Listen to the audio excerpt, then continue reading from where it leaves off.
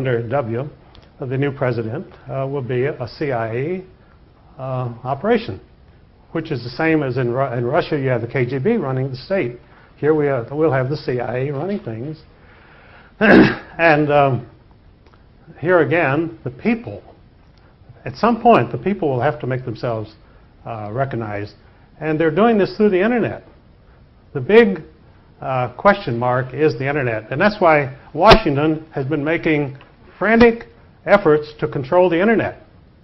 So they did it through what they call child pornography. They set up sting operations where guys would try to recruit 12-year-old girls or 12-year-old boys for sex through the internet. And of course this did happen, but it happened because it was a sting operation. There weren't thousands of people out there saying, gosh, I want to get some child sex through the internet. It was all set up, and they wanted to use this to close down the internet, to have total government control of the internet. Well, unfortunately, it didn't work. Congress passed the law because when you have those $100,000 cash in envelope things, your votes are very easy to get. And so they passed a law controlling the internet, but the Supreme Court threw it out because it was totally unenforceable. And the internet's going to continue to grow. And I think people are going to continue to assert themselves. And it's like Kathy said yesterday, we're at the beginning of the new revolution. Everything is opening up, and the people are going to have a chance to express themselves and to have government control, because the criminals have exhausted all of their criminal operations. They have all the money, they have all the political power, and yet they're on the way out because time itself is against them. Information is against them. The wheel is turning around. And these people are going to be gone. I'm telling you, within 10 years, these banking people are going to be gone. My book came out in 1953, has been on the Federal Reserve, has sold over 1 million copies. There's been 8 complete plagiarized editions published by other people, and which was done to punish me, by the way. Said I didn't get any money from it.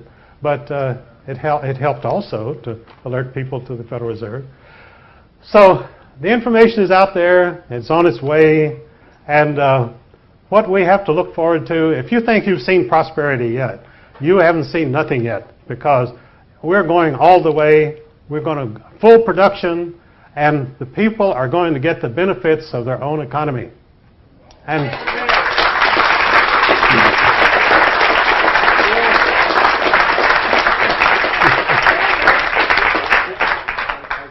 so I thank you, and I just wanted to bring you that message of cheer. And this is absolutely as true of Canada as it is in the United States. You know, the first person who brought me to Canada was Eileen Pressler. And I said to her, why is the Canadian dollar below the American dollar? They should be trading at par. She said, because the bankers manipulate it. By keeping the Canadian dollar down, they create all sorts of opportunities for speculation. And there's great businesses going on between the United States and Canada because of the disparity in the currency. And everybody's making money, everybody's happy. And but as I say, it's totally, from an economic point of view, it's totally insane that the Canadian dollar would be below the American dollar. Well, but it's fought to buy up our country. Our country is almost gone. Well, that's exactly right. They're creating opportunities for speculators, and that's what they're doing. But hopefully that will change too, because what we want is economic equity. We want fairness. We don't want government by criminals, and that's what we've got. These people are criminals. In my book, The Curse of Canaan, I trace it back 5,000 years. These people didn't start yesterday. They have perfected these techniques over thousands of years. They have family dynasties all over the world, and they're simply used to having their own way. But in the modern world, they're totally obsolete, they're totally archaic, and they've got to go, and they're going to go. Thank you.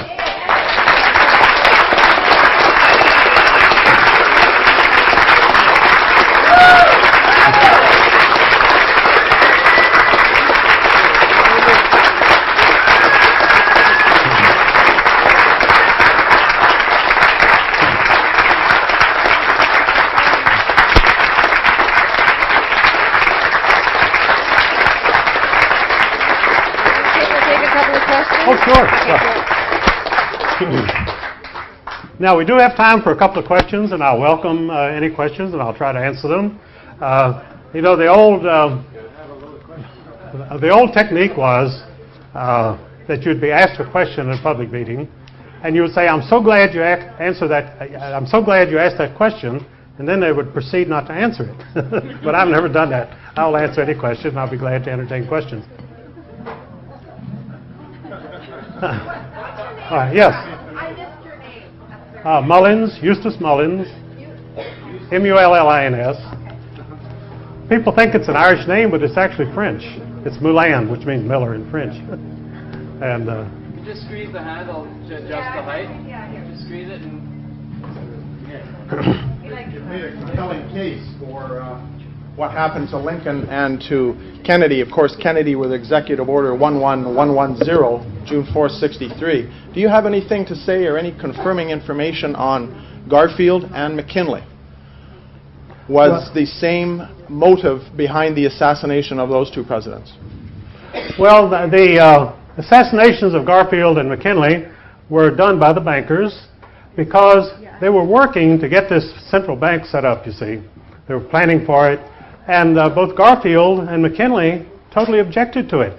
So they had to be gotten rid of. They were murdered simply because they were in the way of the central bank plan. And almost all of these things that happen because the bankers want them to. See, the average American citizen or Canadian citizen is not really out to assassinate anybody.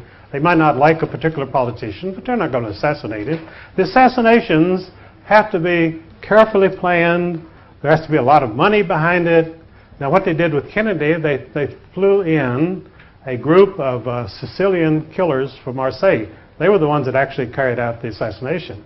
But like I say, they had 5 teams there because this had to go forward, and they couldn't have any recrimination, and they wanted it to happen. So if one team didn't do it, the other team, and so the Sicilians did it.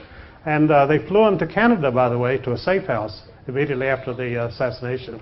They stayed here in Canada for 5 days. This has all been documented. And then they flew them back to Marseille. So that's how it was done. Any comment on Robert Kennedy?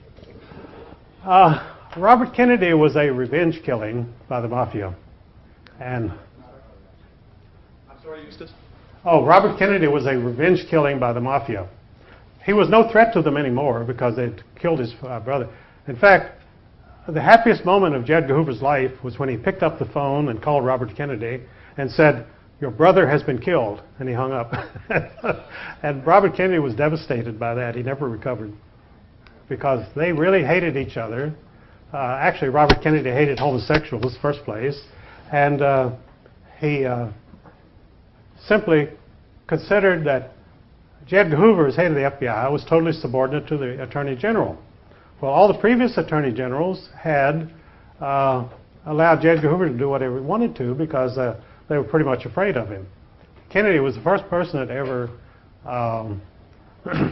opposed him. And Kennedy, by the way, was murdered in the Ambassador Hotel. Now, the Roni Plaza Hotel in Miami Beach was the winter headquarters of the Mafia, and that's where J. Edgar Hoover and Clyde Tolson spent their winter vacations. So, but Robert Kennedy was murdered in the Ambassador Hotel, which was also a Shine Hotel, a Mafia hotel.